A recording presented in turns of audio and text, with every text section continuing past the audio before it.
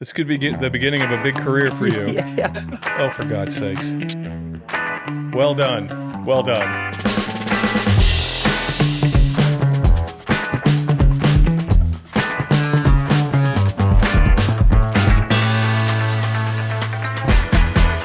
Basically, episode 1. Yeah, episode 1. Yeah, so I'm beyond excited. Everyone loves a good Genesis. like exactly. So the idea behind this, and I know you know this, but my thought was a lot of financial and or businessy. Not that that's going to be what we do exclusively. It's tight. It's a little uncomfortable. It can be rigid. It's the guy sitting behind the desk, talking to people in this position of dominance, I suppose. And I've never liked that in my 38 years. I've never been like that. I've never liked to be in that position. I don't really enjoy that. I like this. Mm-hmm. I like give and take. I like conversational. So the idea behind the podcast, Aftermath, was that we do radio. You and I both do radio together sometimes. That is correct. It's Only Money is my show that I do on Tuesdays with Jim Colbert and the crew, Jack and Deb. And, I thought there's not enough time in that show to really go into detail on some of the things I'd really like to go into detail on. Sometimes we get questions, and I'm like, I would really like to elaborate, but 20 minutes goes by, as you know, and radio goes by like that, and you're kind of done. So I thought, let's develop this aftermath, and aftermath meaning after the show or aftermath literally, because people get so caught up in math. Like, what's the math? What are the returns? What are the numbers? What's this? What's that? Earnings per share. And I have said for my entire career, and will continue to say, that the math's important. It's certainly important to use math to plan, but the reality is behavior, emotions are what drive wealth. Really, how you control your emotions, how you behave in a good market or a bad market, or when something happens at home that you can't afford, how you behave at those moments, how much you see that house you can't live without even though you can't afford, and you allow your emotions to dictate whether I'm buying that house. And the reason I asked you to do it is, first of all, I like you. You're a super nice guy. Appreciate you're it. Super bright guy. You can thank my mom. Yeah, I will. But you're also a stand-up comedian, and that is your chosen profession. And I always found, I've been around comedians a lot in my life, and I have good friends who are stand-ups, and I always found comedians were kind of a mirror on society. They kind of make us look at ourselves in a way that we wouldn't normally do, which is why I think comedy hits with people. And some people think they're just D jokes. It's not just D jokes. We are mirrors of society. That's Exactly. that's what I tell all the bookers. That's right. I am a mirror of society.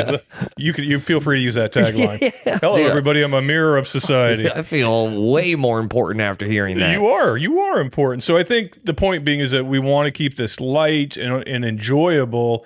But I also think comedians bring a perspective people don't appreciate. Because you leave a comedy show laughing, and what you're really laughing at is the realities of life, the things you don't really admit to yourself you're doing that are largely ridiculous. Is that fair? It's 100% fair. It's putting an elephant in the room where they haven't seen it.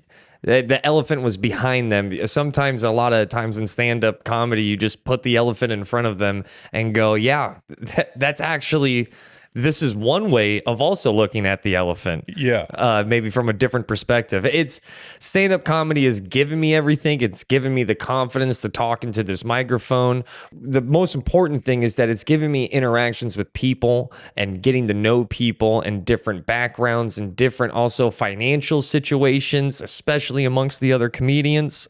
Yeah. Because what is it? They are broke. They are very broke. They live most of their lives broke, right?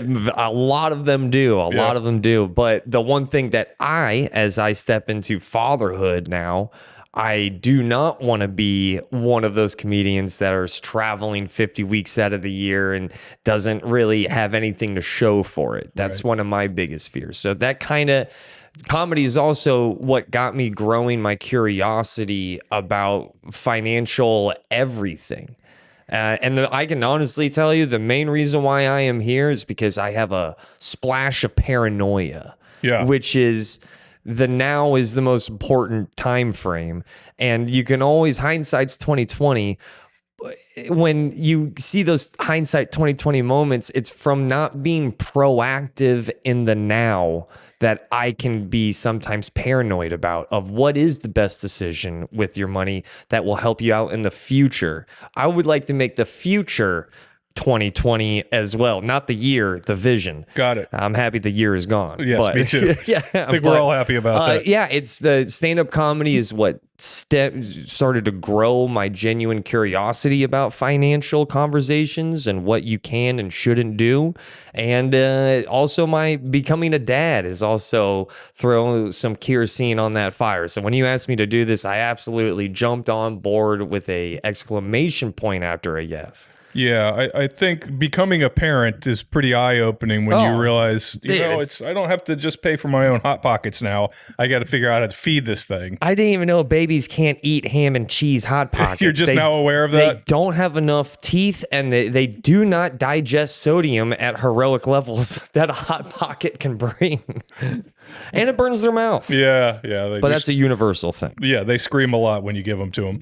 So I think that this would probably be a good opportunity to kind of maybe look at some of the questions you brought, because one of the things you and I talked about is I get a ton of questions, but I also kind of hear the same thing over and over and over again. And I think, I could come in and say, well, I think this or I think that, but I think your perspective as a new dad, as a traveling comic, as a person who's young and looking to, as you said, have the future be 2020, which it won't be. It won't be. It won't be perfect. But, I'm a big believer of if you are in pursuit of perfection and if you end in excellence, that's not a bad place either. I think Vince Lombardi said that. That's a great That's quote. Not me. But if you go, I'm going to credit you with it. Yeah, dude, that's plagiarism. What does Vince Lombardi know? I think what has it he was ever Lombardi. done? Yeah, what did he do?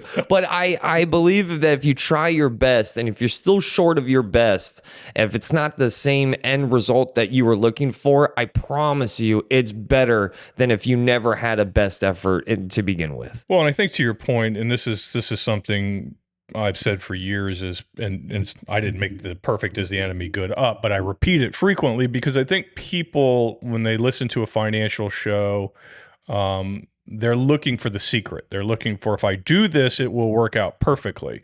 There is no perfectly. I would here's my best guess towards the secret: discipline.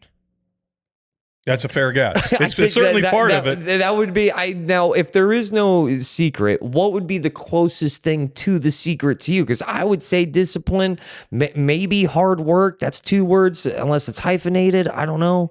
But what would be the closest thing to a quote unquote, and it doesn't exist, but what would be the secret sort of thing? Best guess. I mean, I think that's right. I think discipline, but you can't have discipline without process, right? If you say, well, what are you being disciplined about? Discipline's great, but you have to have, people often confuse goals with process. Like everybody has goals, right? They wake up on January 1st and they're like, I'm going to lose weight. I'm going to get in shape. I'm going to save more money. I'm going to be a nicer person. But the reality is that's cool. That's a starting point. But if that's all the farther you get, you don't say, well, how are you going to save money? Well, I'm going to go to the HR department tomorrow, and I'm going to tell that person that runs the HR department to start withdrawing 3% every single paycheck from my paycheck, right? Mm-hmm. Now you've developed a process on top of the goal. But most people are like, well, I'd like to be a millionaire. And then they go about their lives, right? And 30 years go by, and they're like, well, that didn't meet my goal, right? And they're confused by that. And when you have that goal and you have no process, and the process doesn't matter, guess who's buying scratch-offs now? That's right. And that becomes your process. Guess who just put a lot of money in the Detroit Lions that the wife doesn't know about this bet? Or if you don't have, you're right. Yeah, I would say the process is, you can have discipline, but if you spend all day staring at a wall and that's where you use your discipline, you got really good at staring at a wall. Yeah, and to take and not to go on a tangent, but it's funny you said, I think you used the term, a gambling term, which is now prediction, right? It's not gambling; it's the prediction markets. We have now changed gambling to predictions. So when did they get a PR firm? What? Back in the day, they used to call it vegan, and that stopped selling. So now it's plant-based. So, that's how they do that. You get the advertising firms involved, but it's, like on Robinhood or I think there's another one out there and I can't even think of the name of it. But again, we're no longer gambling. We are just predicting. And I think you said it. I think I heard you say this. I have a predicting problem. Yeah. I don't have a gambling problem. I now have a predicting problem, which I think is the gambling problem, right? Now, and just there's going to be plenty of times throughout this entire program and this entire show that I will be playing devil's advocate also to myself, and because I can feel somebody right now listening to this and go, well, what's the difference between Detroit Lions and some pharmaceutical stock? Because I've also heard that the stock market is looked at as, hey, you want to play roulette? Yeah, it's just with different numbers and stuff. So it's a fair question. And what would be the biggest difference between the two? I know that's a crazy question of the difference between gambling and the stock market. Yeah, but I can feel the Joe Schmo who is dropping money at the bar watching the TV, thinking it's kind of close to the same thing. I had a discussion with a stock friend of mine, and he called it roulette, and he goes, I'll never tell you a stock to buy because I like our friendship.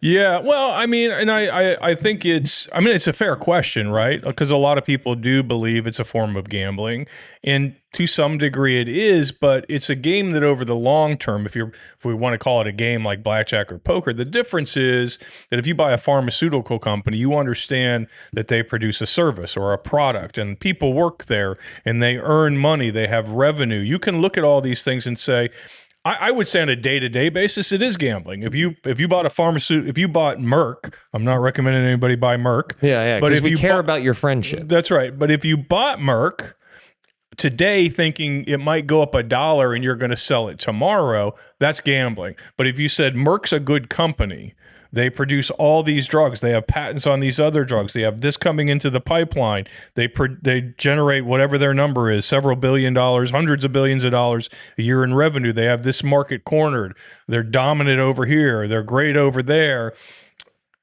You're looking at real numbers, facts, and figures in a business. You're buying a business. I think that's the big difference. I think if you say, I'm going to gamble on the Detroit Lions, which would have gone okay last year up until the very end. But they just lost that offensive coordinator. I think they're cooked. Yeah, so that would have gone okay. But ideally, you're just gambling on 22 young men doing what they need to do against 22 other young men. And who knows on any given Sunday, as the saying is. Whereas when you buy a stock, you're buying a business. And I think that's where people get confused. They say, I'm going to buy a stock because I think it's a good stock.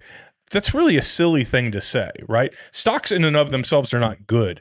Businesses that stock represents can be good or not good. So I think if you believe in the business behind the stock, and if you said to me, look, I want to invest for the next 10 years, I'd say, okay, well, what companies do you think are going to be around and dominant over the next 10 years? And buy those.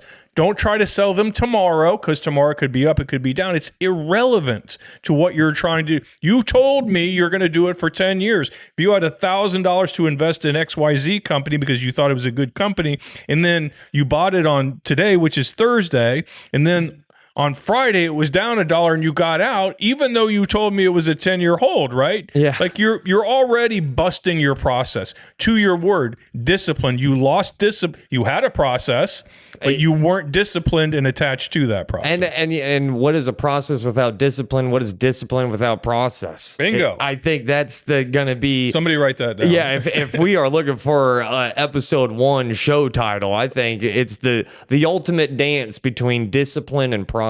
Because I know one thing that I personally am frustrated with when it comes to me is that I genuinely feel like I have the discipline. Yeah. I think maybe this is a hot take, but when it comes to financial anything, you have to be saving money to a certain degree. Is that true or false? That is true. We cannot build anything without a foundation. We can't have a house without the ground underneath it. So we have to find out. that would be one of the most important numbers I think that anybody listening to this needs to find out first and foremost is how much money can we save on a monthly and or annual basis. Yeah, and I think the problem with that in this day and age, and it's always been somewhat true, is that's not a sexy conversation. It's right? super not. Your crypto bros are not going to like that conversation. They want to know, can I put $1,000 in whatever coin and have it be $10,000 by the end of the month? That is a sexy, fun gambling / prediction conversation, right? And you usually see that with a nickel in a hand on a gas station counter. Yes. Well, and I'm sure that's a whole episode right there, the whole lottery, because I find the lottery extremely annoying for a variety of reasons. Yeah. But the reality is, if you're going to save, you need to embrace that and build a process for saving. And here's what I'll say about saving is you're not an investor until you have 10, 15, 20, $30,000. You should not even think about investing. It's pointless. If you come to me with $1,000 and you say, Scott, I want you to buy me the best thing you can buy me, and I earn you 30%. I just get lucky. I buy something, you're up 30%. You've made $300, right? Woohoo! That is not going to change your life, right? Yeah.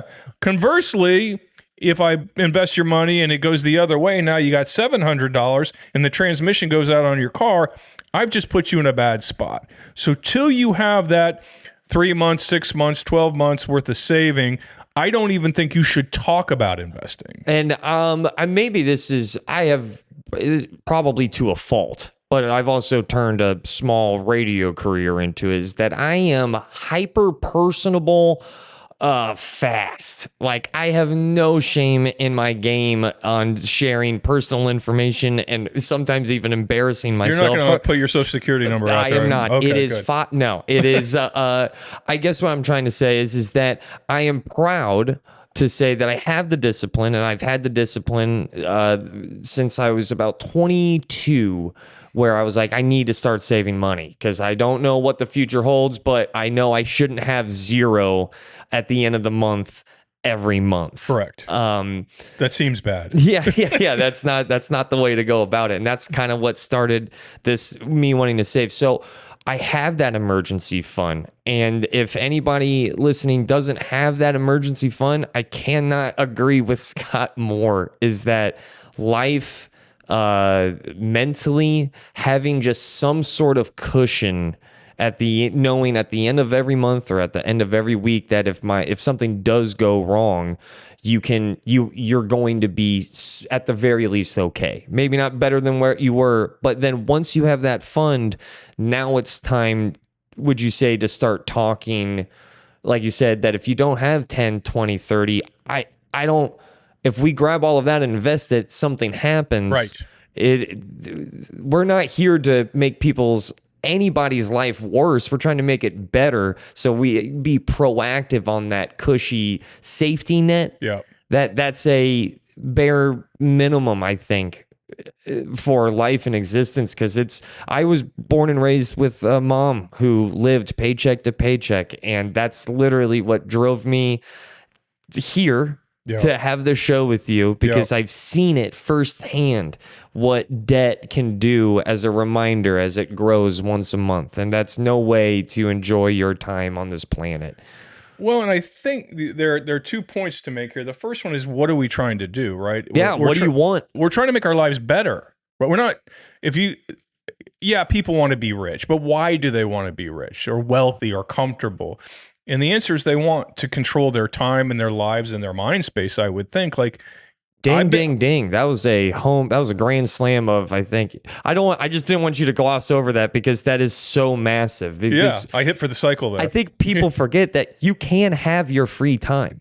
Yeah. Again, what are we trying to accomplish? Are we trying to look at a number and an account? Are we trying to brag to our neighbor that we earned this or that, which is a thing in this country? What we're trying to do is lead better lives. And if you don't have a savings account and you go to bed as you know, and I know, I've been there, you go to bed every night and say, if the transmission goes out on the car tomorrow, I am screwed. There's not a damn thing I can do. I'm going to have to go borrow money at a one of those places you walk up and they charge you 30% every single day or whatever it is. Be awkward at Thanksgiving. I talk to an uncle I haven't spoke to in 10 years and be like, brother, I need 2 G's. That's Pass how the gravy. That's how you ruin. Yeah, that's how you ruin the stuffing right there. Yeah, there's no doubt. So there's that element of it. Is I think you first need to. I'm going to get all touchy feely yoga on you here, but please, in the world of finance, I feel like touchy feely yoga stuff needs to happen. Yeah. So my feeling is that you need to first sit down for a second and think, what am I trying to do here?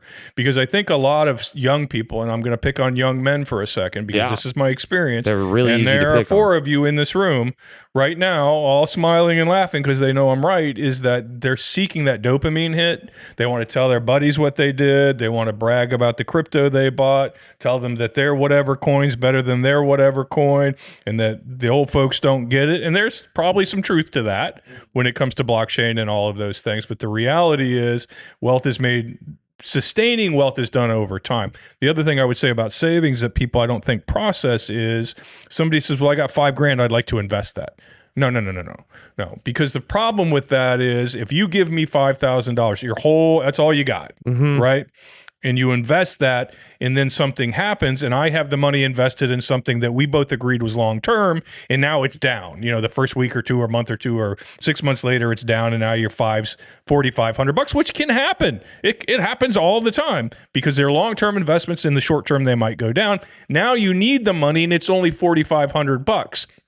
You got to sell stocks that you bought at $10 that are now $8. Yeah. So you're forced yourself into a bad sale. Whereas if you have 30 grand in a savings account or 5 or 10 or whatever it is, and then you give me 5 or 10 and it's down, you don't have to sell the thing that's down at the least opportune time to meet the transmission of the problem with the roof. And then I think, we threw down an example of you have discipline, no process. I think in that hypothetical, I think neither is there. I don't think we have enough discipline or the process because you're breaking your process by not going long-term. And the discipline, if you walk in going, I have $5,000 to my name and I'm trying to make it into 10, that we need more discipline because that number preferably is going to be, it's not even the number, it's the percentage. You shouldn't be investing 100% of the money that you have. Never. Ever. Under any circumstance. And that's one of the things that I'm looking forward to when it comes to the show is concrete, black and white, complete factual sentences. Never invest 100% of your money. No, I don't do that. Why would I recommend somebody else do that? I mean, again, you're going to meet people throughout. I can answer that question honestly. I think why would I ask people to do that? Because you're a financial advisor and that would benefit That's you. fair. So mark that. That's a lot of honesty. You just saw this man's moral compass. Good guy. Good guy, Scott Brown. And to that point, there are a lot of salespeople out there, whether they sell life insurance or they sell mutual funds or they sell annuities. You got it. They want it. They have a hammer. You're a nail, right? So you want to be careful about somebody coming in and saying, yeah, give it all to me. It'll be fine, right? No, absolutely not. I'll say it again, under no circumstances should you invest all of the money you have. You should always have cash position because that cash position, again, is your cushion. It's what takes care of the problem at home when it occurs, the air conditioner, the roof, the transmission, the kid needs something, whatever. You want to make sure you can provide for that without having to hit. Because if you keep going back and forth, if you say, I got $5,000, I'm going to invest, I need the $5,000 back. Now it's $4,500. Okay, 6 months later, I got the $5,000 again. Let me invest it. And it just never ends. Whereas if you say, I'm going to put $500 a month in my 401k, I've got 7, 8, 10, 12, whatever the number is over here. That's my long term. I will never touch it. I can't tell you how many times in my 38 years I've dealt with a lot of 401ks through a lot of companies. The biggest problem people have is loans. Right? Because they get overzealous, right? I come in and I say, you need to save, and they take it to heart, which is wonderful, but then they oversave into the 401k, which is a long-term, by definition and law, you have to be 59 and a half to get your money out of a 401k, technically. Now, the loans are where people get into trouble. They saved $100,000, something goes awry in their life, they take $50,000 out, and now they're right back behind the 8 ball. Well, that's a great segue for a question that I have for you. Another friend of mine, he's a big fan of debt. I'm a big fan of no debt. Yeah. And just exactly, it's not like he has $0 and he owes $60,000. But there's a lot of people think that wealthy people have a lot of debt. I guess that's a yes or a no question. Some do. Some do. Yeah. Usually, from what I have gathered, is that wealthy people, and I know that's a subjective group of people. Let me get that ahead of that argument. Whoever's listening to this, I understand. But I've seen that group of people use debt as a propellant almost. They use debt as a plus over a long period of time. An example would be if you have a home and it's got a low mortgage rate, let's say it's something in the 2s, you can beat the 2% mortgage rate. You would hope so. With investments or stocks. And it just seems that people who don't have that amount of that fund or that well of cash, debt eats them alive. Wealthy people, they use debt to their advantage. Yeah, and I think to your point, it is kind of, you need context, and wealthy people who are already wealthy, yes, you'll likely find somebody who's worth millions of dollars with some debt, right? And they might think it's good debt, like they want to buy their second home, for example, and they can get a mortgage at 3%. They got something over here earning 7 or 8, or at least they believe will earn 7 or 8, and so they're going to borrow the money and play the leverage game. At that point, they call it leverage. How can I leverage the millions I already have? I'll borrow against them. I still have them, right? Yeah. So if the what hits the fan, I could pay that debt off if I had to, but why would I do that? I'll use the bank's capital at this lower rate because my capital is over here earning doing better. 5, 6, 7, whatever the 12, whatever the number is, right? Now, I think where people get in trouble in what happened in the 20s, right, is people got over leveraged, margin balances, which is borrowing money to buy stocks, right? Got people in a lot of trouble. Those levels became astronomical. That was the undoing of the stock market in 1929. So what happened is people thought, oh, stocks only go up. So I real fast, because I haven't heard that. That was another concrete black and white fact right there.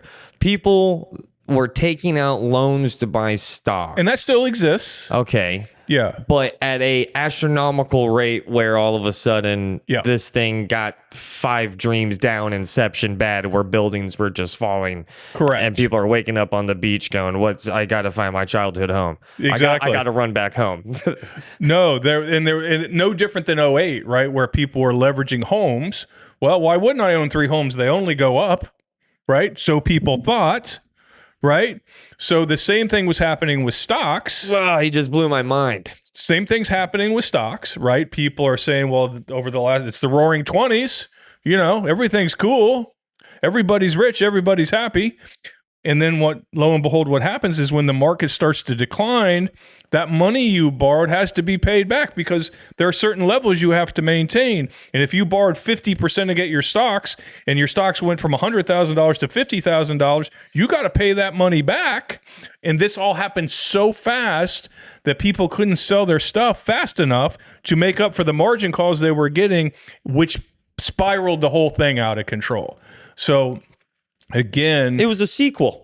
It was. '08 was a bit of a sequel. It was. We just had about almost 100-year intermission between Act 1 and Act 2, and it was a different plot. Instead of stocks, it was housing. Yes. What percentage of people do you think understand what happened in 2008?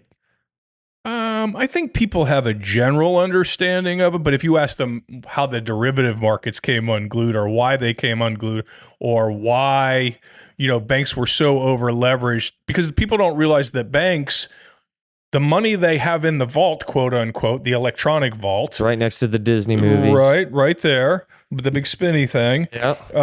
The money that people have in there, versus what the bank is leveraged to is usually, sometimes it's like 10 to 1. Like they've got more money out there in the world that they've loaned than they have 10 to 1 than they have in the bank. And that's on a good day. It got to be as bad as 30 to 1 or 40 to 1 during the financial crisis. And that's when things started losing a couple of wheels left and right. And then I remember 2008. I just find it to be, the reason why I asked that question is because there it is, our biggest financial event of my lifetime. Sure, mine too. And when I talk to people they have like, yeah, I have no idea what happened. I don't even know how close we were to stuff really being bad.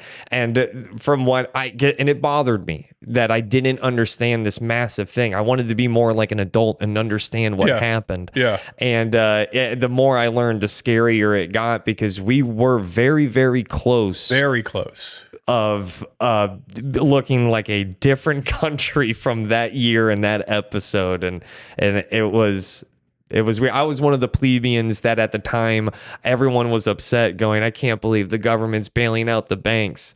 Yeah, I'm happy that the government bailed out the banks in hindsight, because if they don't, it's a different outcome here. Oh, there's no doubt. And people will, they'll go back and say, well, it was good for this reason or bad for that reason. And you can make both cases, right? To say, well, I thought we were a free market capitalistic society, and if you fail, there's if you don't let banks fail, there's moral hazard. We could argue that that's true and has proven to be true. But at the same time, if all of us went to our ATMs on a Monday and couldn't get money out, it's going to be chaos in the streets. That was close. And we were very, very close. I don't think people realize how close to that moment we were.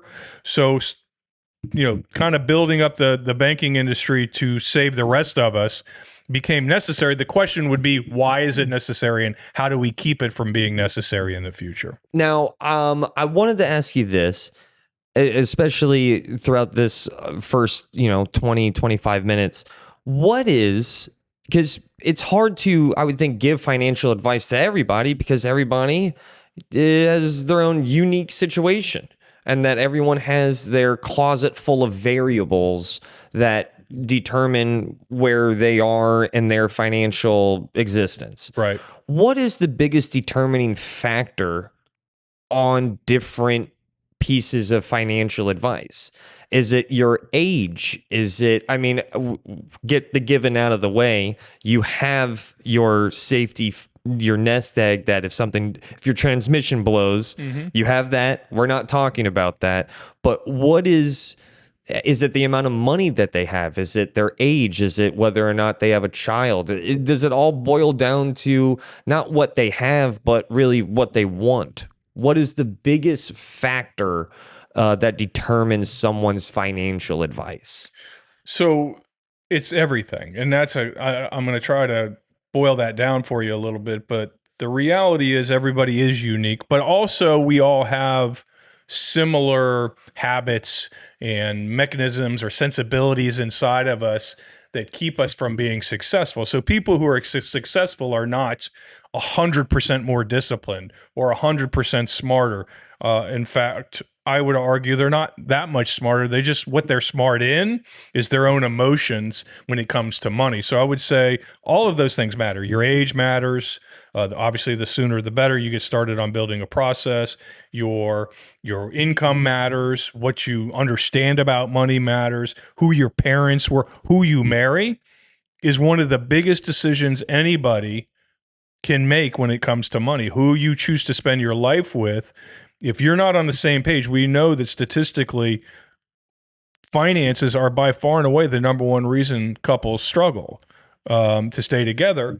Way out in front of adultery or any of these other things that are the headline grabbers, right? My wife is finding a whole bunch of different reasons. She's money is not the issue. I think it's just my hygiene. Yeah. Well, that's at the top of the list for her, that's but also not the up money. there. Just reiterate to her, the money is not the issue. Yeah. And you'll find the shower eventually.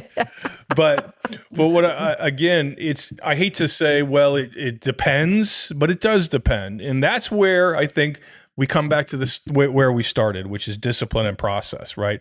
If you don't know what it depends on, it's because you haven't taken the time to figure that out, right? I'm this old, I make this much, I save this much, or I don't save this much. I have children that I need to put through college. I expect to retire at this age. The mortality tables tell me I'm going to live this long. This is all knowable stuff. It doesn't mean you'll get it perfect or you won't change. You will change it. But as I've said way too many times now, we know statistically that the average American spends a couple of weeks worth of time every year planning a vacation. Less than 5 minutes on their retirement. Now, I don't know about you, but I intend on being retired a little longer than your average vacation, I hope. And it's just this simple. Getting out a yellow pad with your significant other or by yourself if you're by yourself, if you're single, and writing down, I'm this old. I make this much money. I save this. I expect to live this long and you can look that up. You can Google it or chat GPT it. It'll tell you more or less how long you're going to live. That's awesome. I want to do these things. I want to go to Europe once a year. I want to play golf 3 times a week. Whatever it is, you can do this and you're not going to get it exactly right. But if you don't do any of it, you're definitely not going to get it right. So I would say to your question, everybody's advice is the same to some degree, discipline process. But everybody's advice is unique in other ways. So that's why the yellow pad, I'm showing my age here because financial advisors don't do that anymore. They use these computers I've heard about.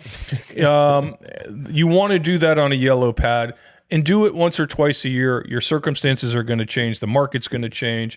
You're going to have a kid. Yeah, these things are going to come at you fast. Or she did that. Yeah. I really didn't do much. No. I know I've said multiple reasons why I'm here, but the main reason why I think I'm here is that I feel like I have the discipline. I have no process whatsoever outside of saving money. And I want all of our listeners to kind of join me, the 1.0, get on the ground floor. I'm the 1.0 of this whole program. I have the discipline. I do not have the process. And I would think that if you're like me, boy, this is the best podcast for you. This is a program that could literally change the trajectory of your life.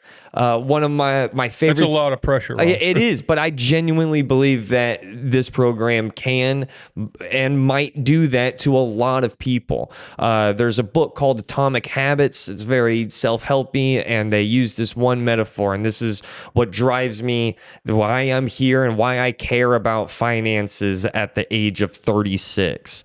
If you take an airplane from New York to California, right? And but if the pilot just started off 2 feet to the right when they were taking off out of the New York airport, they end up in Canada or Mexico.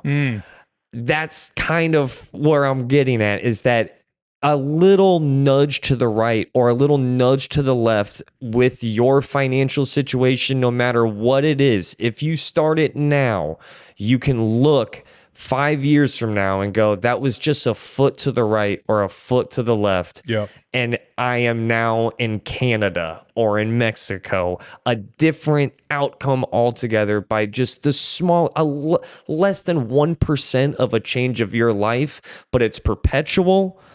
That's a different trajectory. And I'm very curious about what all of the future episodes will have.